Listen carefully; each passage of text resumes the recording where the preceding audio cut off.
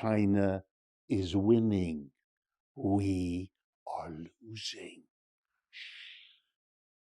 Think about it, think about it, think about it, think about it, think about it, think about it. What's up, family? This is your man, not your boy, bringing you another gold nugget that you can either pick up or you can just kick it aside. Wow, America. Damn Erica. I put the D in front of America, capitalized the E. Damn Erica.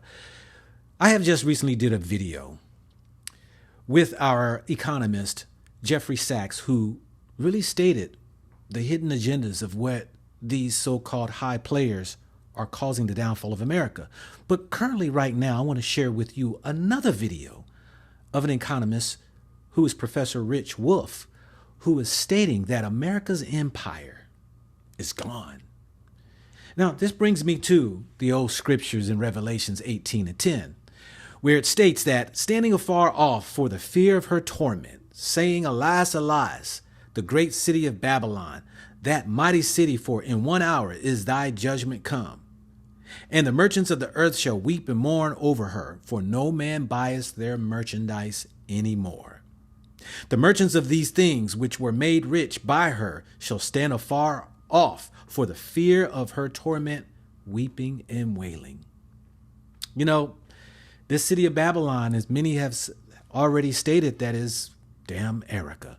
And yet we see that those players who are sitting on high and are only looking out for their own greatest interests, while we, the worker bees, the servants, struggle, to survive in each day of our lives trying to make ends meet, are really at a disadvantage because they are going to ensure that they keep their lips zipped in mainstream media, while we have to go underground to find those people who are really going to tell us the truth of the matter and what's coming. I want you all to check out this video and watch it in its entirety, family, so that you can gather what's really going on. Check it out. We live in a time of decline. And then when an empire declines, which is something we haven't gone through because empires don't decline very often. But let me tell you, from the history books, a little bit we can tell, it's not fun to be in a declining empire. Much more fun when the empire is going up, which was the last century or a century and a half of this country, the ride up. We are now on the ride down. We haven't been prepared because we have leaders who cannot say a word about that. I want to just drive that home because the split in this country is really about that. And that split is everywhere now. And if you haven't noticed it yet, you will, because it's going to impact your life in all kinds of ways. So one of them to start, is a little bit about what a declining empire means, just to give you the context. The United States lost the war in Vietnam. When I say that in my classes, my students look at me. They've never heard such a thought. America, as they know from the comic books they read as children, only wins wars. It doesn't lose wars, but we lost. Let me give you a couple of more, just bits of getting what decline means. Last week, something happened on the part of a country called Indonesia. I don't know if you're familiar with it. It's a remarkable country in Asia made up of 18,000 islands. It's an enormous thing. What they did, they joined the BRICS. They joined a full partner of the BRICS. BRICS, by the way, means it's the first letters of the countries Brazil, Russia, India, China, and South Africa. A dozen years ago, they began to form an alliance of what came to be called the Global South, to be independent, relatively, from the domination of the United States. And the core economy there, the biggest one, the most powerful, is, I'm sorry to tell you this, I know it'll come as an upset, the People's Republic of China. Remember, I'm the messenger. I have no responsibility for this at all. China and the BRICS. Indonesia joined them.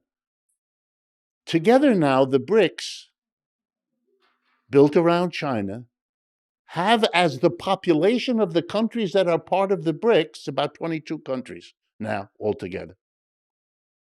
They have about 55 to 60% of the population of the world are members. What is the percentage of the world's population of the United States? 4.5%. You understand? We are 4.5%. They are 50 to 60%. We in economics have this little game. We ask, what is the total output in goods and services in a year of a country? Gives us a kind of rough idea of how big a country it is, how important its footprint is in the world. Okay, so if you take the BRICS together now, they are about 35%, maybe a bit more. Total output of the world. If you add up each of those countries' total output in a year, and you add them up, they account for 36%, more or less, of the world's output. Now let's compare that to the United States and its major allies. Those are called the G7, the group of seven. The United States, Japan, Canada, Britain, France, Italy, and Spain. And Britain, excuse me. Okay, that used to be the dominant player of the world. That used to be what world trade meant, what they did. Together they, that's all of them, now account for about 28% of the world's output. Do you understand? The BRICS is now what the United States was, but is no more. Now, if you're looking to where the wealth is, you go east, not west. You want to know why most of the railroads being built in Africa today are being built by the Chinese? There's your answer. They got a better deal. Everything is changing because of this, except here, where the make-believe is the way this country is dealing with this. Denial. How many of you know that the Chinese are now the fast-growing dominant economy in the world? We're not. We haven't been for a while. Every major high-tech firm in this country has an analog. Has an analog in China. When we heard earlier that there was an offer by China and by Russia to work with the United States earlier, which the United States turned down, that's part of denial. China is winning. We are losing. Don't tell anyone. Because you live in a country which is pretending to itself that none of this is going on. It's either never discussed or we turn it around and we say, the Chinese are becoming aggressive in the world. Huh? They're doing what exactly we did. You know how the United States became a big, powerful country? By doing to Europe what the Chinese are doing to us. You might have noticed that 40 years ago, the level of household debt in this country was small. Nowadays, everybody is loaded with debt. I can add, if you're interested, that corporate debt is at a higher level than it's ever been in our country, and government debt. In other words, we are a country in debt on a scale we didn't imagine 10 years ago, let alone think we would have now. There's a name for companies that have been for several years so deeply in debt that they don't make enough profit, ready, to service their debt. That is, to pay the interest and the portion they have to repay. Now, we have a special name in economics for them. I kid you not, I didn't make this up. Zombie corporations, because they're dead. They're economically defunct. You know how they manage to survive when their profits aren't enough to cover their debts? They take on more debt to pay the debt they couldn't otherwise cover. Uh-oh, that makes them more zombie-ish next year than they were this year, which is what's happening. You might wonder, who lends money to all these indebted people, businesses, and government? Well, let me start with the government, because if you thought the world was crazy before, wait till you get this. The two biggest creditors of the United States government are Japan and China. Japan number one, China number two. A few years ago, it was the other way. China was number one, Japan was number two. The United States is the biggest debtor country in the world by countries.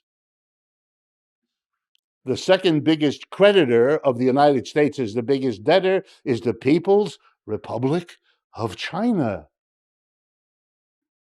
Do you understand? The United States owes China $850 billion, roughly. It has to pay interest, of course, on that debt, like it has to pay on others.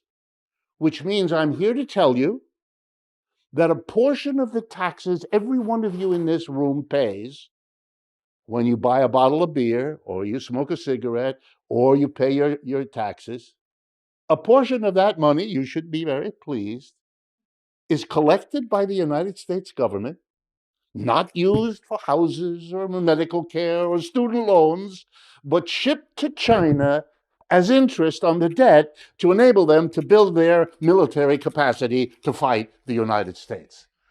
You think you ought to pay respect to a system working like this? Think. We are in a completely different world than we once were. The empire is declining. We are not strong. We are weak. We don't produce the bulk of the world's output. We don't control the bulk of the world's trade. The US dollar, which in 1950s, 60s, 70s was the global currency dominating all others, isn't anymore. Think about it, think about it, think about it, think about it, think about it, think about it.